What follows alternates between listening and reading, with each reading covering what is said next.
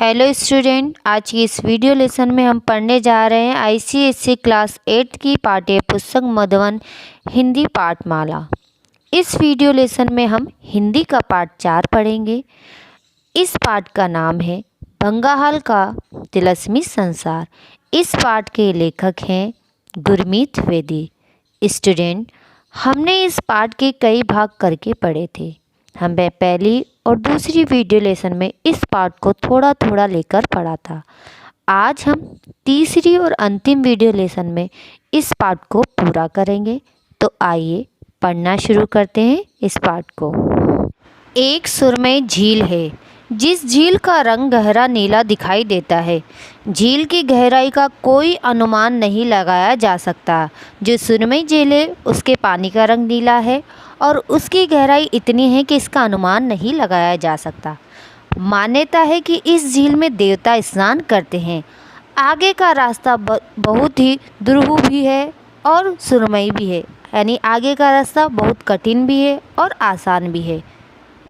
तकरीबन 7 किलोमीटर के इस सफ़र में रंग बिरंगी छोटे छोटे फूल, जड़ी बूटियों के पौधे, भोजपत्र के पेड़, वन प्राणी हमारा स्वागत करते दिखाई देते हैं। यानी 7 किलोमीटर के बाद का जो ये हमने सफ़र तय किया था उसमें हमें रंग बिरंगे फूल, जड़ी बूटी, भोजपत्र के पेड़, वन प्राणी हमारा क्या कर रहे थे, स्वागत करते हुए हमें दिखाई दे रहे थे।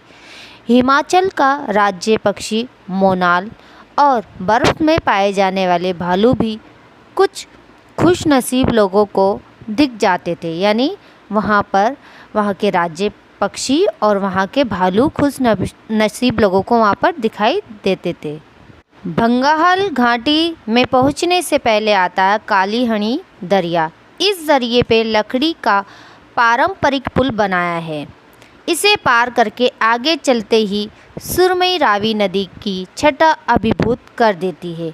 बंगाल इस नदी के दाएं तरफ स्थित है और यहाँ रावी और कालीहणी दरिया का मनोहारा संगम होता दिखाई देता है। यानी जो बंगाल नदी है वो दाईं तरफ स्थित है और रावी नदी, कालीहणी नदी का जो दरिया होता है, दोनों का संगम होता है। वह बहुत ही मनोहारा यानी मन को मोह लेने वाला दृश्य दिखाई देता है।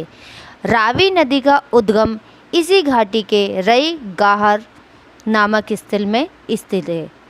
स्टूडेंट, जो रावी नदी का उद्गम है इसी घाटी की रई गाहर नामक स्थल पर होता है, जिसे कुछ लोग हनुमान किला भी कहते हैं। लोगों की मान्यता है कि इस किले में कभी 7 देवी बहनें सतभाजनियों का वास था। किसी कारणवश आपस में मनमुटाव होने के पर एक रात 6 बड़ी बहन छोटी बहन को सोता छोड़कर रई सागर से दूर भिन्न भिन्न स्थानों में चली गई।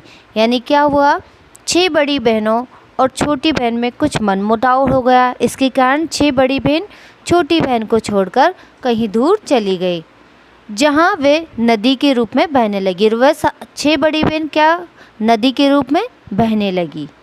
ये जो नदियाँ हैं वह है गंगा, यमुना, सरस्वती, व्यास, सतलुज और चेनाब है। सुबह जब छोटी बहन की नींद खुली तो स्वयं को अकेला पाकर वह रोने लगी। उसके नेत्र से इतने आंसू बहे कि उन्होंने नदी का रूप धारण कर लिया। यानी नेत्रों के आंसू इतने बहे थे कि उन आंसुओं ने नदी का रूप धारण कर लिया और वह स्वयं रावी नदी बन गई। और क्या बन गई, स्वयं छोटी बहन रावी नदी बन गई। बंगाल के लोग सतभाजनी नदियों, जो सतभाजनी देवी थी, बहन थी, उनको देवी के रूप में पूजने लगी। स्टूडेंट, जो बंगाल के लोग थे वहाँ पर जो सतभाजनी की जो देवी है उसको देवियों के रूप में पूजने लगे। उन 7 नदियों को देवी के रूप में पूजा जाने लगा। बंगाल जिला कांगड़ा का आखिरी गांव है। इसके एक तरफ तो लाहौल, स्पीति, दूसरी तरफ कुल्लू और तीसरी तरफ चंबा की सीमा है। बंगाल की आबादी 500 के आसपास है। लकड़ी के निर्मित अधिकांश घर 2 मंजिल के होते हैं। स्टूडेंट, जो बंगाल है वहाँ पर जो मकान बनाए जाते हैं वह लकड़ी के होते हैं और वह 2 मंजिल बनाए जाते हैं। क्यों बनाए जाते हैं? क्योंकि नीचे भेड़ बकरियां और ऊपर लोग खुद रहते, यानी नीचे तो भेड़ बकरियां रहती हैं और ऊपर लोग स्वयं रहते हैं वहाँ पर। देवदार के शहतीर पर की गई नक्काशी देखते ही बनती है, यानी देवदार के जो पेड़ होते हैं उनकी लकड़ियों पे की गई नक्काशी बहुत ही सुंदर लगती है।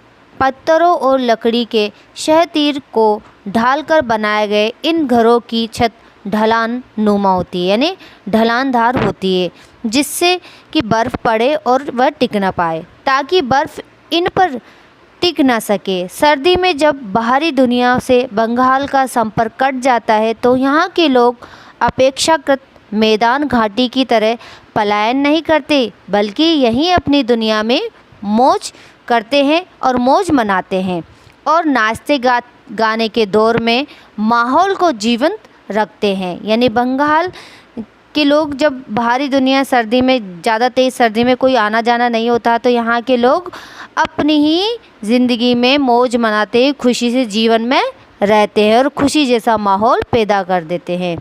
तो ये पाठ यहाँ पर समाप्त होता है। मैं उम्मीद करती हूँ कि आपको ये पाठ समझ में आ गया होगा। धन्यवाद।